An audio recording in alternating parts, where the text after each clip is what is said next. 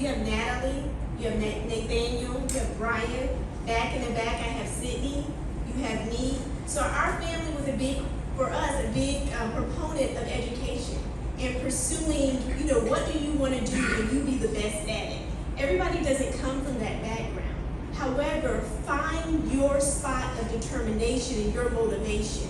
And like for Sharon Ware, she wanted to leave home, okay? You know what, and realistically, that was a thing for me also. I was like, okay, I gotta leave home, but I gotta be self-sufficient because I'm not coming back to my parents' house and, not being able to take care of myself. So that started me, or at least that propelled me and Clarissa, focus on what you need to learn. And then through the process, it is a journey trying to define, okay, what is my passion? I knew from high school I enjoyed anatomy and physiology. So then I ended up in nursing in undergrad. But during the nursing process, still that evolved to say, Clarissa, wait, you can challenge your brain more. You can actually, give the orders. You can understand the science behind what we're doing to help people. So therefore I pursued it. So yes, it's hard work, it's determination, and sometimes you have to drive yourself. But I can tell you without a doubt, in my family, it's competition. So not one branch of the family is going to dominate. We all go represent. And I thank my cousins for that, because that did push us all to keep going. So when you saw one person go to grad school, you're like, I got to do something. So that did kind of push us all to keep moving forward. Listen, the biggest thing is hard work. You have to have hard work, but you also, in addition to your family, your faith. I say my Sunday school teachers were very much on the front line of pushing me to do better and to do things. So at church, I was always up speaking or doing something of that nature, always arguing with my Sunday school teachers about that's not what this says, that's not what this does. And so practicing law and becoming an attorney was just the thing that I needed to be able to kind of feel what I was passionate about.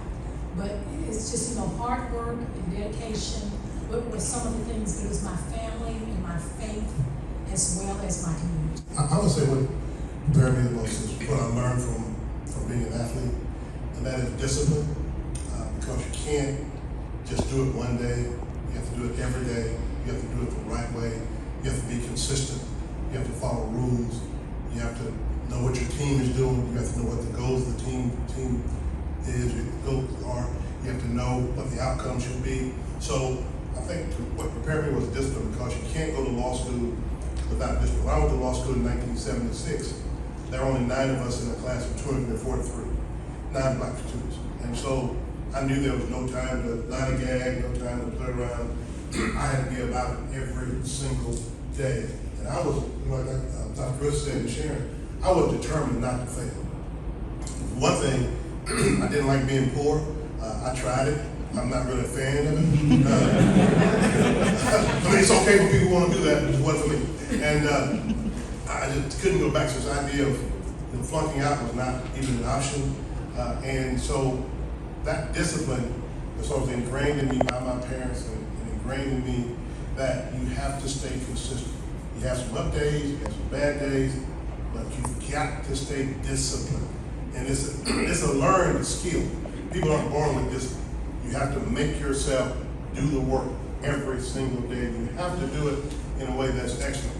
I don't believe in mediocrity. I just don't think it fits. I don't think we have an option to be mediocre. We always have to be the best. As you know, we have to run fast and jump higher. Because people will say, I used to hear all the time when I was growing up that people think the white man's ice is colder and his water is wetter, and liquor will get you drunk. And so we have to always be better and best and excellent. And that's what I've tried to do my whole career. Not a brag, but just the idea that when you're disciplined, good things happen.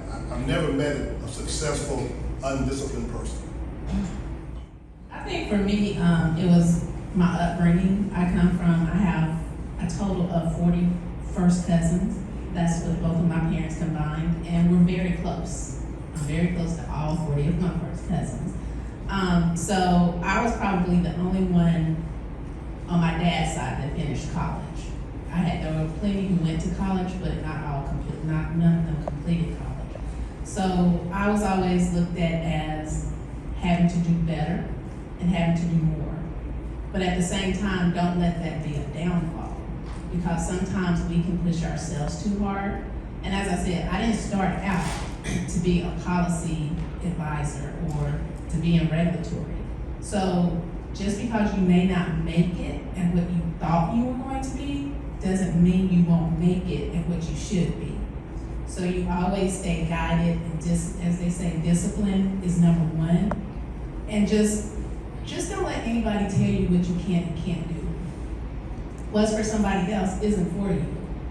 I mean, I have, there's 5 of us. We're not all the same. My younger brother, I can talk about him, he won't mind. We did not think he was gonna be what he turned into. And when I say that, he wasn't a bad person, he worked, he did all of that.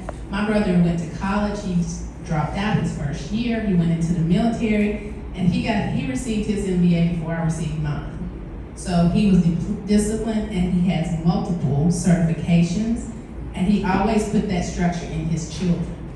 So no matter what you do, always look at yourself, because at the end of the day, it really doesn't matter if you have the family backing, the faith backing. If you don't want to do it and you're not willing to put in the work yourself, you're still not going to get there. So always look in the mirror and ask yourself, have I done what I need to do to get where I need to be and be what I want to be? So I'll tell 2 quick things. Quick story. So one, David said something that really resonated with me, being broke. I goofed off in college, dealing with girls, parties, lost my scholarship. One semester, summer semester, I didn't have enough money to go to school and get an apartment. So I ended up having to sleep in my truck where Oak Street parking deck is before they built the parking deck. Those were some brutal nights living in the heat. I used to go walk through Walmart reading magazines until I got sleepy enough because it was so hot. I never wanted to go be in that state again.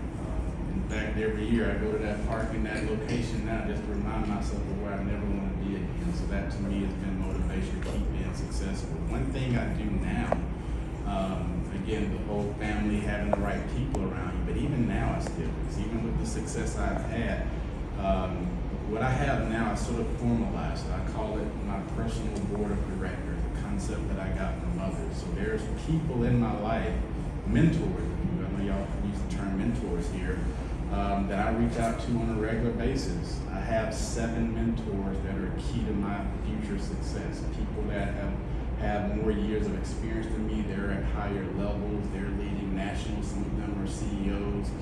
But I reach out to them on a regular basis. And twice a year, I get all of them together on a Zoom call. And they're there to talk about me. What can I do to be better? Where have I been successful? Where can I be stronger? What do I need to work on over the next several months? In fact, just last week, I added an 8th person. In fact, this individual, she leads work across the entire Southeast, has over 50,000 employees, manages an annual budget of almost $2 billion. One of the meanest people I've ever met, will rip you apart in every single meeting. So why would I want somebody like that on my board of directors? Because she's gonna give me the honest truth no matter what. So it was hard sending that email, but I was like, hey, every meeting with you hadn't been pleasant, but because of that, will you be part of my mentor? And she was like, oh, I would love to do that. So again, having those mentors, but not being afraid to engage them individually, but also bringing them together so that as a group, they can just really kind of talk about me, kind of uncomfortable, but it's what I need to keep me reaching next levels. Because yeah, although I've had a lot of success now, I'm at 22 years in my career. I still got probably about 20 more, but that's still a lot that I want to achieve in my life. So, yeah. Well, thank you so much, Brian, for bringing up the point of a mentor, because that brings me to my next question. Now, you already answered it. So, for the other panelists, did you have a mentor and did it make a difference? And if you did not have a mentor, do you think having one, would that have changed the course of your career? I can answer that one. I did not have a mentor. I seeked out mentors, but one thing I think that's probably when it hit me the most. People will say they will help you, but when it comes down to them actually following through, because my idea of a mentor is not someone who just says they're a mentor and they meet with me one time and give me some advice. A mentor to me is someone who they started when I was, let's say, in college, and they followed my career, and they gave me advice the whole step of the way, whether I liked it or whether I didn't like it. Do I think I would have gotten further with a mentor? I do. Because, like I said, there's not, especially in this particular career, and before this, like I said, I was at Bell South. Those are two areas where you didn't see a lot of us in high positions. In Atlanta, you did, but in outlying areas, you did not. So I think that if I had a mentor, it would have better equipped me on those circles I needed to have gotten into to feel my way through the system. Because again, like I said, I think especially in my particular area, you really need to be good with policy, and you need to like to network. I did not like to network. I was the person who would go to the meeting, observe everybody, sit in the corner, figure out what I needed to know from the meeting, and go back. No, you have to network. You have to, as he just said, you have to get the right people in your circle. Another thing was, I used to always think it was so mean when people would say, "Oh my God, if they're not at my level, then they don't need to be in my circle." I'm not saying you get away from people you grew up with or that you know you truly love, but what you become really is impacted on the people that you surround yourself with. If you surround yourself with broke people, you're gonna be broke. If you surround yourself with rich people, unless you just don't do what you need to do, you're gonna have success in the financial world. So again, I think it would have made a huge difference as far as my career. So I had mentors throughout my career, but if you can imagine in 1987, I was hired by State Farm Insurance Company as an attorney. And I went into an office with all white elderly men. Within the first year, they decided that I was going to be leaving that office. Now, I'm just a young black female. I practice law a little bit outside at Atlanta Legal Aid, but I'm actually, there's something flying around, but it's not just me that's going like this. And so here I am, and they made me the head of this office over all these white males. And we are just getting, I know this is going to be hard for you to believe here, we're just getting computers. And so I have these men, they have 20 and 30 years practicing. And one comes in to me one day and he says, "I don't know what you put that computer on my desk for, I'm not using it." And I said, "Oh, okay, well, I guess you're going to be returned early, or this is going to be your last year here." He goes, "Sharon, you can't fire me, I got to take care of my family." I said, "Well, I suggest you learn how to use that computer and take those classes," where I guess to tell you all the long story short, even though I had to go through all of that with him, he became one of my mentors. And so I had all of these people in my corner because I made it the situation where they understood that just because I was new and just because I was 20 plus years younger than them, I was still going to be able to lead them and do what needed to be done so that we could be successful. So all along the way, I've had mentors. I never would have gone to law school had it not been for an assistant type professor at my undergraduate school. I was in student government. I was at the college's arts and letters student council. I was always arguing with somebody, challenging some rule or doing something. And it was about time for me to graduate, and he says, "You need to go to law school." That's where you need to go. I said, "But my dad wants me to go to medical school." "No, you need to go to law school." So he basically set all of that up for me. So I've had mentors throughout, and they have helped me make sure that I had goals in place, that I worked hard to reach those goals, and that I had a plan at every step of the way for doing it. So I didn't get a mentor really until I landed into residency, where I had one of the physicians to designate me and another resident to come to her office just as a check-in. Check in, how are you doing? Let's go over a Bible study, and you guys always can come to me, because she wanted to serve, in that capacity. So now when you look at some of the fields fields, especially the, post-grad kind of occupations, you see more representation. But when you look at this panel and the years of experience, you guys, there was not a lot of representation. So thank God there were some that did reach out and realize the importance of giving back and serving and bringing, the next person forward. So she was served in that capacity for me. So after residency, after those 4 years, I came to Atlanta, started working, but divine intervention, here she comes too. So now I'm still in communication with her. I see her. She is in my area of Atlanta.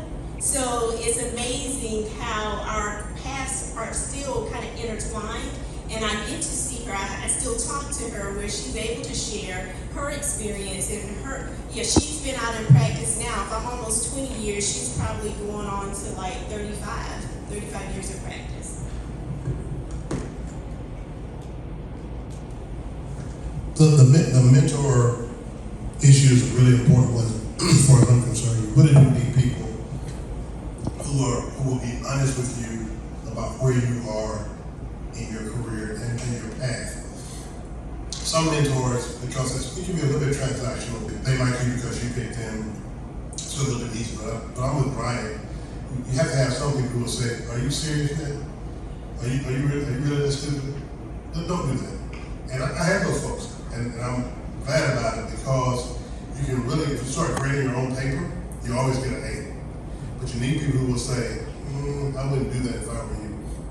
So I have that. I also think when it comes to mentors that you don't always necessarily look for a mentor who's going to help your career as much as who's going to help you. Some people, because those of us who are mentors to people, we can tell when you're really just calling me because you want me to make sure I put you on the next thing.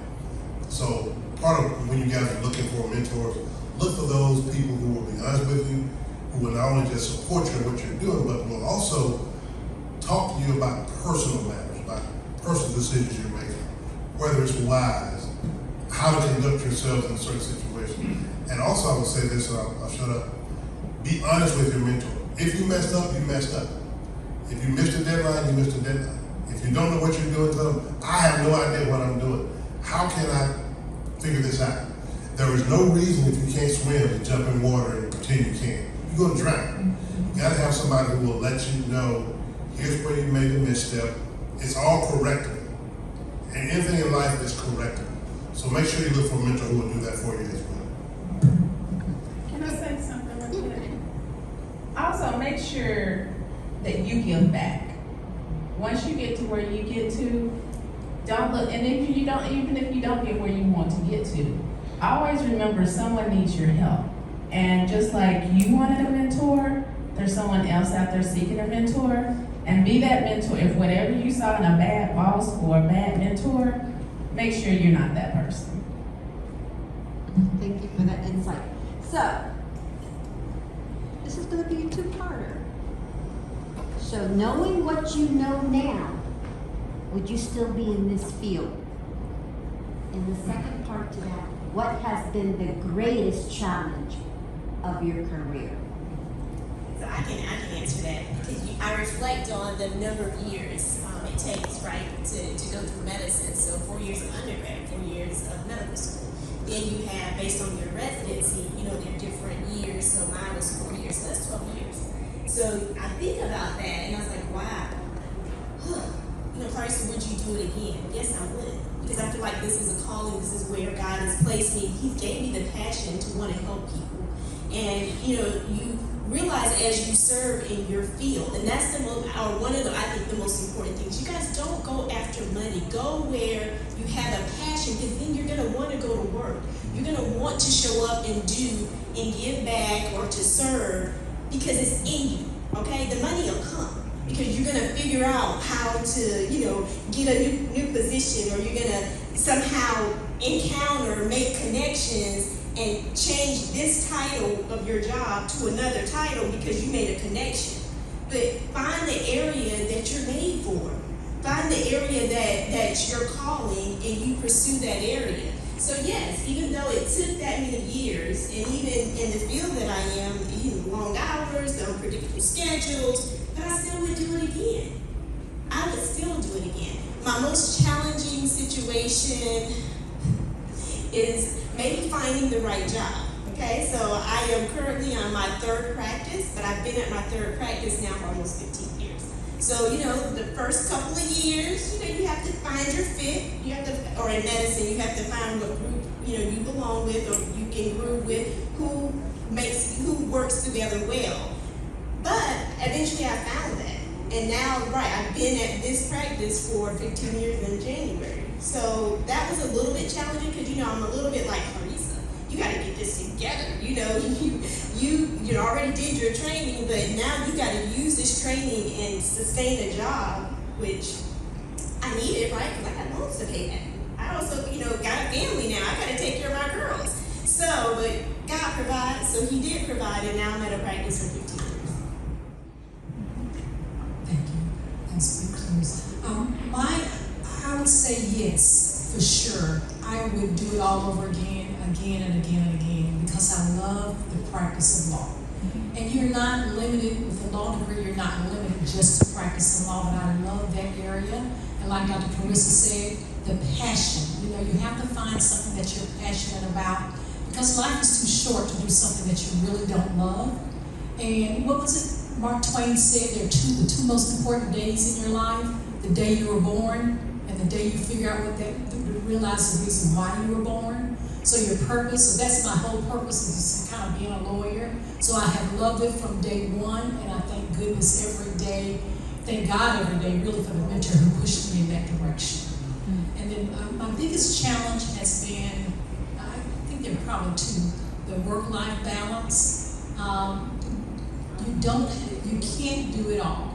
There's no such thing really, I believe, as work-life balance. You can't be everything to all people, so you have to prioritize what's important to you.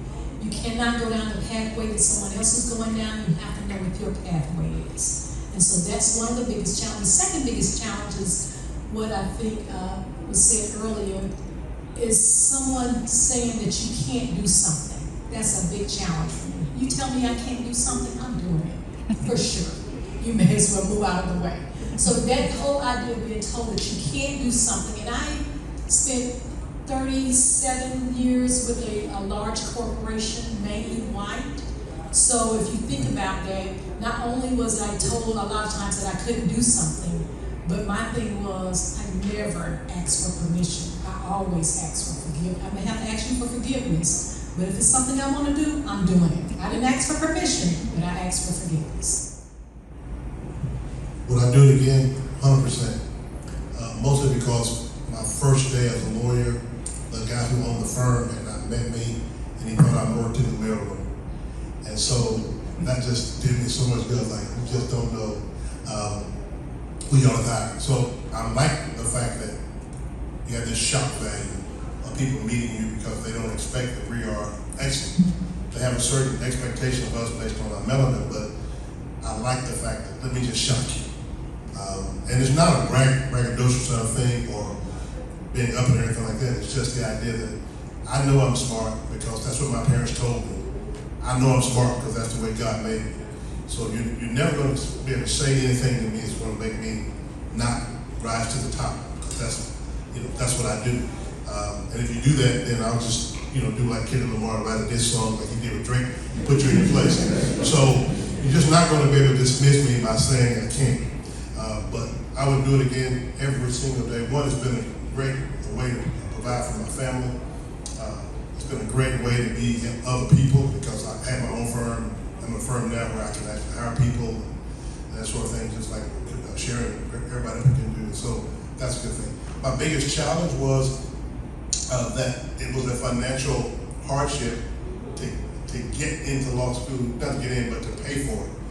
And so one of the people who actually mentored me was a white lawyer from my hometown who just became my friend because I asked him to, and he helped me get the financing to go to law school. But it was a big challenge because, we were not wealthy. When I tell you poor, we still live with one O. That's how poor we were. But that challenge can be overcome with planning. And so I would say to you, start planning now what you want to do. You can look up, you can Google what it costs, and start calculating in your mind how to get there. Sometimes scholarships, when I went to college, I had an academic scholarship and an athletic scholarship, and I worked too. So I don't know how else you do it except but plan for it, because that's going to be there. That's the biggest challenge, but it's a challenge you can overcome. Even if it looks like it's insurmountable, hang in there, look at every resource. I'm big on research, and so I run down every resource I can to get what I can to get what I'm trying to do. So I would think that would be a challenge, but it's not something you can't overcome. Would I do it again? Yes. Because before I started working in utilities, I really didn't understand how our people are the underprivileged for real. Such as, for example, with solar panels. Most of our areas can't afford to have solar panels put on their homes, but that may be the best efficiency for people these days. But I would definitely do it again, but I would definitely try to do it earlier. Because I feel like I lost a lot of time on being able to learn the things that I needed to learn to be even more successful. And when I say successful, I'm not necessarily talking, I do want the money, don't get it wrong. But I'm not necessarily talking about the money, but the impact that I could really have on my community. So that's why now I do try to really stress to people younger, look at different fields. Don't look at the regular fields that everybody always talk about. Those are good, but there's somewhere for you everywhere. I'm sorry, what was the second part of the question? Oh, I think there's two of those.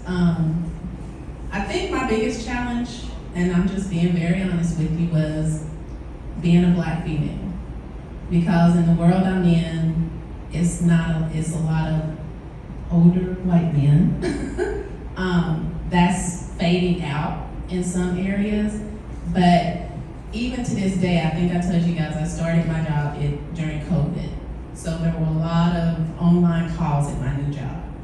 I was normally the only person that looked like me. Up until last week, I don't think I was ever on a call where there was more than 2 people that looked like me on the call. I would get on calls, and I was the regulatory person, so I was the person that people really needed to be asking the important questions, but they would always ask someone who didn't look like me to answer the question. Now, they come to me. So I wasn't gonna give up, and as the lady was talking to you earlier about turning your camera on, we didn't want to turn our camera on when we first started doing all this virtual stuff, but I said, you know what, they're gonna see what I look like. They're gonna see what I look like, and they're gonna know I know what I know, and they're gonna hear me say what I know. So that, even today, that's a big challenge, but it's not gonna stop me from getting where I need to be. I should struggle with this one.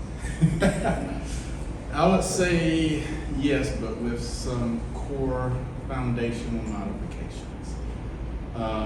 And it ties into what you've heard here today. If I could sort of go back in time, I would encourage my younger self to be more fearless, take more risks, not be afraid to be my authentic self from day one, and push even harder to, I think you said earlier, bring others up. 2 stories to this. So 2 days ago, Thursday, we got a secluded area out in Dallas, Texas, 50 leaders from around the country, 25 from one of the, can't say the company name, but one of the top 5 tech companies in the world. 25 leaders from our company from around the country, talking about innovations, how we can change the direction of AI, automation, public health, generative AI. 2-day workshop between all 50 of us. Day 2, I realized I'm the only one that looks like me in this room. That was a problem. And I didn't look at it from discrimination standpoint. I looked at it as a challenge for myself that next year we're going to bring these same leaders here, but what do I need to do to make sure that I'm not the only one in this room that looks like me? The reason I bring it up, I would make modifications. I think about my first day on the job as CIO. They announced it that Friday before I went home, before everybody got off. So all weekend I'm getting all these texts. Oh, congratulations, Brian. First day on the job, I get a call from the state attorney's office. You know, they're investigating me because they got several calls that I got hired, yet I wasn't qualified to be CIO of a regional university in South Georgia, right? So imagine your first day on the job, you're being investigated for your qualifications, okay? Now, yeah, I was angry because, you know, they don't just do this from 1 or 2 calls, there had been several. So, you know, imagine that people had to get organized to trigger this type of investigation. So, while it pissed me off, it also was the greatest motivation. So it was my greatest challenge, but also the greatest motivation. I started getting to work at 6:30 in the morning, then leave at 6:30 every evening. Back to janitors have asked me, like, why you come to work so early? So because I'm gonna be the best that ever did this job. So fast forward a few years from that, been recognized all across the state. You heard me earlier now, I'm working, actually doing a project for the university system of Georgia. Even though I've left the Valdosta State, the chancellor and the executive still bring me back to make an impact because I did just that great a job when I was there. So what I would do is go back and encourage myself to make a greater impact earlier on, because it took, you know, almost a decade in, and it took that sort of nudge, that sort of challenge to make me realize that new barriers need to be broken. It wasn't just enough that I broke the barrier, but I need to make sure that there's others that can follow right behind me. Thank you for that. Now, we're going to open up questions for Q. I know there's other questions. I told you I'm not going to do that right now, but there may be one at the end from me. I want to open up for Q&A for you guys to ask questions from people who have a career, who's willing to share your expertise and your experience. Please, if you have any questions, raise your hand. Yes.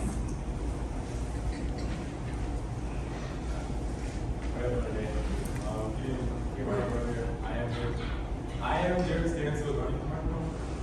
Oh, I guess we could get one. Come on.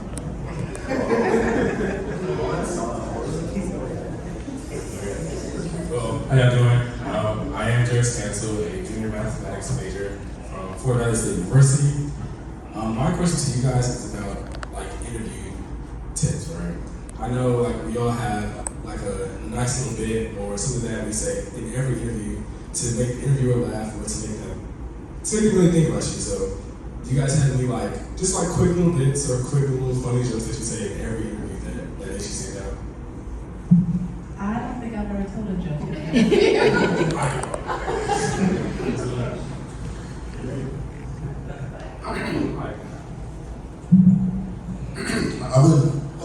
Questions like that to me.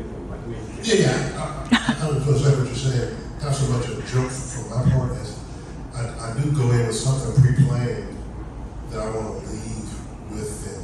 Probably what I have from this group is that we've all been executives so long, we haven't interviewed a long time. So we're both interviewing people. So I'll tell you what stands out to me when I'm interviewing somebody is a person who knows everything about the company, everything about me, everything about the position, and they can state it quickly and succinctly. I do like to talk to people who have a personality.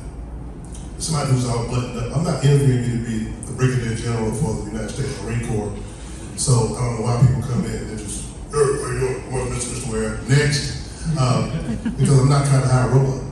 So I don't think it's a bad idea to have something that makes you memorable without making you being forgettable. You understand what I'm saying? You just kind of brush off like, okay. But I don't have a problem with you having something that makes you stand out. And I would say one of the things to not do when you go to an interview is don't get too deep into your personal and don't get too comfortable in the room into your personal life. So I had an interviewee, I was interviewing for an attorney position, and the guy comes in and the first thing he says, my first question was always, tell me a little bit about yourself. And he started out by saying that, well, I'm an AA, And let me tell you why I'm an alcoholic. That's a little bit more information than I need, okay? So I want you to start start with your professional life first. Let me down a little bit easier before you get into the personal part, please. Good question. But like the lady who talked about your event earlier, please don't lie. I've actually been dealing with a situation like that now, where the employee told me what all they wanted to be able to do, how they wanted to advance, and when I got down to her doing something very simple that everyone should know how to do, she couldn't do it. So just don't lie. All right, next time we try to thank you. Thank you. Okay, thanks. How you guys doing? My name is Idris Graves. My question would be, what, if anything, you guys had like a day or like a moment where it was like a wake-up call? Like, for somebody who didn't grow up in like a military family or like a family big on like discipline, what was a day like or anything that happened where you woke up and you realized like you had to stop being complacent and get disciplined? How did you go about it? I would say for me, probably 4 years ago, as I joined this firm, there's like almost 200,000 people in the U.S. So networking became something. I mean, I've always met people at conferences. I didn't truly understand what networking really meant. And so it was a wake-up call to me when I understand that success really depended on how big of a network that I could build, how well I could know. And it's like here, you know, when you meet people at this conference, knowing how to follow up, how to be intentional about that, and just not being afraid to ask questions, to ask, hey, I need help with this. You know, one thing about, you know, being black is like we always try to figure things out, don't ask questions and things, but there are times where you have to learn how to network strategically, but then keep that network active. Just this week I got hit with an issue dealing with, Amazon is a big popular name. A problem dealing with, we needed somebody who could program something in Amazon. Nobody knew anybody. I had a network where within an hour I got connected with some group down in Mexico. And so now next week I got 4 people out of Mexico that will be interviewing for something that we needed right away. But that networking has now helped open doors to where now I can pick up the phone, call anybody out of almost any technology you can name. Within an hour I can find somebody. But it took me being sort of having to get out of my shell and be like, okay, hey, here's what I'm doing. Can I call you? Can I reach out to you? Or like if I meet somebody new, it's like, okay, I'm writing their name down. I'm gonna follow up with them in a month. Keep following up with them multiple times, but then offer support as well. So networking is about you engaging people, but also then how can they leverage you as well. So just truly taking networking seriously is going to be was valuable to me. And sort of that moment that I wake up like, oh, I've been doing this wrong all these years. Yeah, my name is William Correa. I just wanted to ask, well, first off, I know that you said you would tell your younger self in your 20s to take more risks. So my question is, if you want to start your own business or firm, how did you like know when to like make that decision? What did it take for you to like, you know, start and get to where you want to be? Quick. Speak now. Go ahead. You said quick. I've done all the research I needed to do. Once I knew that once I started my own firm, that I had 6 months of money to cover expenses, that's when I knew I wanted to start. Because you never want to start a company and feel under a lot of stress. Once I knew I had that much built up, then I was good to go. That's a short answer, but it's sort of pre-planning before you jump. Just make sure you have enough in reserve so that you're not worried about